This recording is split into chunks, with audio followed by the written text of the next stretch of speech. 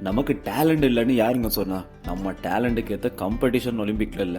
அப்படிதானேங்க? சும்மா யோசிச்சு பாருங்க. ஓவர் திங்கிங்க்கு ஒரு போட்டி வச்சா கோல்டு மெடல் அடிப்பீங்கல்ல? சோஷியல் மீடியால வேகமா ஸ்க்ரோல் பண்றது, ஃபாஸ்டா மெசேஜ் டைப் பண்றது, மார்னிங் எழுந்து 2 நிமிஷத்துல பர்ஃபெக்டா ரெடியாகி ஒர்க் போறதுன்னு எவ்வளோ இருக்கு. ஒரு நாளைக்கு ஒரு எபிசோட் படி படம் பார்க்குறப்போ ஒரு நாளைக்கு ஒரு முழு சீசனே சீரீஸ் பார்க்குறவங்களும் இருக்கிறாங்க. கண்டிப்பா இவங்களுக்காக, இவங்களோட டேலண்ட்டுக்காக பேசியே ஆகணுங்க. தலையில டீ கப் பேலன்ஸ் பண்றது, ஒரு விரல்ல புக் ரொட்டேட் பண்றது, பென் ஸ்விங், அவ்வளோ ஏன் ஸ்பீடா ஷூலேஸ் கட்டுறது கூட சேலஞ்ச் தானுங்க. லேட்டா வந்ததுக்கு ரீசன் சொல்ற ஒரு கேம் தான் எனக்கெல்லாம் கோல்டு மெடலே ரெக்கமெண்ட் பண்ணலாம். வீட்ல வேகமா ட்ரெஸ் மடிக்கிறது கூட ஒரு நல்ல டேலண்ட் தானே.